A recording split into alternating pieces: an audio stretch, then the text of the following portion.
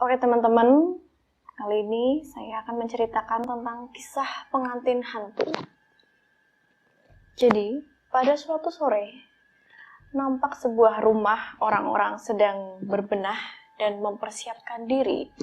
Ada yang menata kursi, menyiapkan makanan, dan ada juga yang berdandan, ya, selayaknya mau hajatan. Rumah itu juga sudah lengkap dengan tenda di depannya, beserta hiasan janur kuning. Rupanya mereka, yaitu para anggota keluarga, sedang bersiap untuk menyambut kedatangan keluarga dari mempelai laki-laki yang datang dari daerah jauh dari tempat tinggal mereka. Pak Kasan, yaitu ayah dari pengantin wanita, nampak sedang duduk di depan rumah bersama sang kakak yang bernama Pak Karim. Kok belum datang juga ya? Lalu Pak Karim menjawab, harusnya jam 2 tadi mereka sudah sampai, atau paling lambat ya jam 3. Tapi ini sudah jam 5 mas, jelas Pak Kasan. Pak Karim menjawab lagi sambil menenangkan sang adik. Di daerah Cirebon memang rawan terjadi kemacetan. Sementara itu dari dalam rumah, seorang kerabat yang bernama Warno datang menghampiri Pak Kasan dan Pak Karim. Warno memberitahu Pak Kasan dan Pak Karim bahwa dia baru saja melihat berita kecelakaan di TV. Pak Karim menjawab, "Alah, berita seperti itu kan sudah biasa muncul di TV." Lalu Warno menjawab lagi, "Tapi ini kecelakaan bus, Pak. Bus itu katanya membawa rombongan pengantin, Pak." Terus Pak Karim menjawab lagi, "Rombongan pengantin kan gak cuma satu aja. Sama seperti tempat kita. Yang hajatan juga bukan cuma kita." Pak Karim berusaha menenangkan Pak Kasan. "Sudahlah, berita seperti itu nggak perlu terlalu ditanggapi." Setelah itu Pak Kasan menyuruh Warno untuk pergi ke wartel dan menelpon ke keluarga mempelai pria, karena waktu itu belum ada telepon guys. Masih ada wartel. Jadi cerita ini muncul pada tahun 90-an. Masih jarang. TV juga jarang. Menghubungi orang jauh harus pergi ke wartel dulu. Sementara itu di dalam rumah mempelai perempuan yang bernama Sukinah sedang didandani oleh perias didampingi sang ibu. Dan Pak Kasan menghampiri mereka di tempat rias. Sembari menatap anaknya, Pak Kasan berkata, "Rasa-rasanya kok aku seperti mau melepas anak ke medan perang." Lalu Sukinah menjawab si anak ini, "Halah, Papa mah emang biasa begitu. Dulu waktu kakak nikah aja, Bapak juga begitu kan perasaannya." Kemudian Pak Kasim keluar dari kamar rias itu. Sembari dirias, Sukinah ngobrol dengan perias pengantinnya. Di tengah obrolan perias itu berkata, "Di zaman sekarang ini kalau mau nikah nggak perlu cari hari baik. Semuanya serba cepat. Yang penting asal sudah suka sama suka, ya nikah aja." Setelah selesai dirias, Sukinah pun istirahat di kamar sembari menunggu kedatangan sang calon suami. Di situ Sukinah istirahat. Ia tertidur dan bermimpi melihat api. Di dalam mimpi itu dia mendengar suara minta tolong dan memanggil-manggil namanya. Sementara itu di depan rumah nampak Pak Kasan dan Pak Karim sedang mengobrol bersama. Pak Kasan tambah gelisah dan bertanya pada Pak Karim, "Gimana kalau bus yang kecelakaan itu betul-betul yang membawa rombongan ke rumah kita ya mas?" Di tengah obrolan itu, Warno datang menghampiri mereka berdua untuk memberitahu bahwa Sukinah pingsan di kamarnya. Pak Kasan dan Pak Karim lalu bergegas dong menuju ke kamar Sukinah. Nampak istri Pak Kasan sedang menangis dan mencoba menyadarkan Sukinah. Pak Karim meminta agar Sukinah dibawa turun dari ranjangnya dan menidurkannya di lantai. Nah, rupanya Pak Karim ini punya kemampuan untuk menyembuhkan orang yang mengalami hal seperti itu. Pak Karim memencet kedua jempol kaki dari Sukinah ini, lalu dia meminta untuk diambilkan kapur tulis dan air 1 gelas. Kemudian kapur tulis itu diminta Pak Karim tadi digoreskan melingkari badan Sukinah, dan air yang di gelas itu dibacakan doa oleh Pak Karim dan diminumkan ke Sukinah.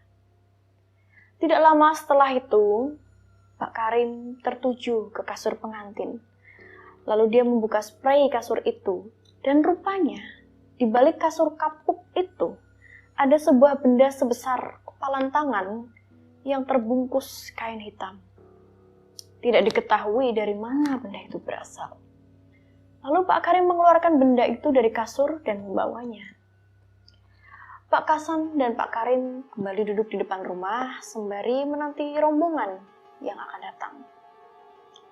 Pak Kasan bertanya pada Pak Karim, "Kira-kira siapa ya Mas yang mengirim benda itu?"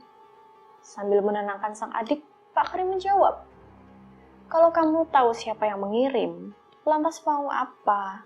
Sudahlah, lupakan saja, gak perlu dendam." Sementara itu, di dalam rumah, tamu-tamu sudah banyak berdatangan. Mereka disambut oleh istri Pak Kasan dan keluarga yang lainnya. Kemudian seorang ibu-ibu cerita kepada istri Pak Warno bahwa dia tadi melihat berita kecelakaan bus di TV, dan bus itu membawa rombongan pengantin. Bus itu terbakar dan seluruh penumpangnya meninggal. Sukinah yang mendengar cerita itu sontak merasa sangat cemas pastinya ya.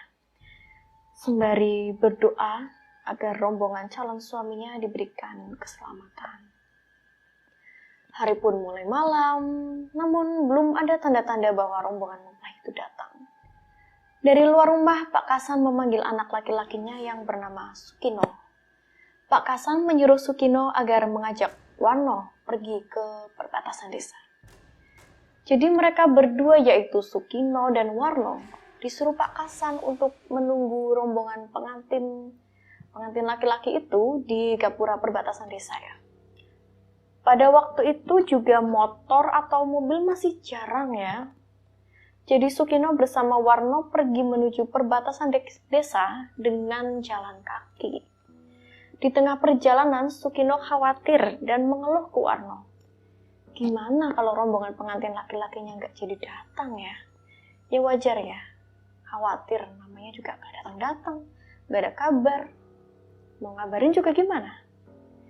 Nah, di depan rumah, Pak Kasan mulai panik dan bilang ke Pak Karim, "Kok sampai sekarang mereka belum datang juga ya? Padahal hari sudah larut malam." Pak Karim menjawab, "Mereka sedang menuju ke sini, tapi arahnya tidak jelas. Ada sesuatu yang menghalangi mereka." Nah, diam-diam ternyata Pak Karim ini mata batinnya sudah tahu bahwa benar rombongan pengantin calon suami anak Pak Kasan inilah yang sudah menjadi korban dari kecelakaan bus di Pantura itu. Jadi tadi yang dikatakan Pak Karim bahwa mereka sedang menuju ke sini, itu adalah arwah dari rombongan pengantin yang sudah tewas terbakar dalam kecelakaan bus itu. Sementara itu di perbatasan desa, Warno dan Sukino sedang berdiri mondar-mandir, berharap cemas karena sampai larut malam belum terlihat tanda-tanda rombongan mempelai pria ini datang. Dan gak lama setelah itu, Warno mendengar sayup-sayup suara gending gamelan yang terdengar dari kejauhan. Warno pun yakin kalau itu ada rombongan mempelai pria itu tuh. Suara gending gamelan itu lama-lama semakin jelas dan mulai terlihat dari kejauhan ada banyak orang yang berjalan dan terlihat laki-laki berpakaian pengantin dengan memakai beskap, belangkon, layaknya pengantin laki-laki Jawa. Pengiring-pengiring yang memakai baju adat dan kebaya juga lengkap mengiringi pengantin itu. Ada laki-laki, ada perempuan, anak-anak, lengkap semuanya. Benar kan mereka datang? Rombongan yang berjalan kaki itu pelan-pelan mulai mendekat menuju gapura perbatasan desa itu. Suara gending itu juga membuat Warno ikut menari sambil menyambut kedatangan mereka. Sukino pun sambil kegirangan dia lari ke arah rumah untuk memberitahu ke orang tuanya bahwa rombongan mempelai pria sudah datang dan sedang menuju rumah. Pengantin datang, sambil teriak-teriak Sukino lari dan memberitahu ke seluruh keluarga. Pak Kasan yang mendengar itu seketika sangat senang. Alhamdulillah. Lalu Pak Karim yang berdiri di sebelah Pak Kasan mengatakan, "Kamu diam di sini saja, biar saya saja yang menyambut." Tapi Pak Kasan menjawab, Gak bisa mas, saya harus menyambut mereka. Pokoknya saya harus menyambut mereka. Setelah itu Pak Karim langsung lari ke arah rombongan pengantin itu. Berhenti, berhenti, berhenti. Pak Karim berteriak ke rombongan pengantin itu. Tapi mereka tetap berjalan beriring-iringan. Pak Karim yang berdiri di tengah jalan untuk menghadang mereka dilalui begitu saja sama rombongan itu. Dan badan mereka menembus melewati badan Pak Karim. Karena mereka semua itu arwah ya, mereka nggak ada fisik yang seperti manusia. Seketika Pak Karim pun teriak ke arah rumah, "Mereka bukan manusia!" Pak Hasan yang mendengar itu dia sangat jengkel pada kakaknya itu. "Ngomong apa kamu mas?" Lalu Pak Karim menjawab, "San, kamu itu nggak tahu tentang hal gaib. Mereka itu arwah. Mereka datang ke sini untuk membawa anakmu, Sukinah. Masa bodoh mas, acara ini harus tetap jalan dan saya harus menyambut mereka." Pak Hasan bergegas menuju ke arah pintu masuk rumah untuk menyambut rombongan itu. Tapi ketika Pak Hasan berdiri di samping pintu, tidak ada satupun di antara rombongan itu menatap Pak Hasan, termasuk sang calon mantu. Mereka semua hanya memandang lurus ke depan dengan tatapan kosong. Pak Hasan mulai keheranan. Lalu sosok pengantin pria beserta pengapit, yaitu 2 anak kecil yang mendampingi pengantin di sisi kanan dan kiri pelaminan. Mereka langsung saja menuju ke pelaminan dan duduk di kursi pengantin. Menghampiri pengantin perempuan, yaitu Sukinah, yang sudah menunggu dari tadi. Namun Sukinah ini juga keheranan karena kedatangan sang calon suami yang tanpa menatap wajahnya sama sekali. Dari mulai masuk rumah hingga dia duduk di kursi pelaminan tidak menatap Sukinah sama sekali. Lalu dari arah luar rumah terdengar suara sayup-sayup sirene. Pak Karim yang tetap berada di luar rumah menyadari bahwa itu adalah suara sirene ambulans. Suara sirene itu semakin dekat dan betul iring-iringan mobil-mobil berwarna putih itu menuju rumah Pak Hasan. Warno yang berdiri di samping Pak Hasan sangat kaget melihat iring-iringan mobil ambulans itu. Pak Karim bilang ke Warno, "Itu adalah rombongan pengantin kita yang sebenarnya. Mereka sudah sampai." Iring-iringan mobil ambulans itu pun sampai di depan rumah Pak Hasan. Lalu turun beberapa orang polisi yang mengawal.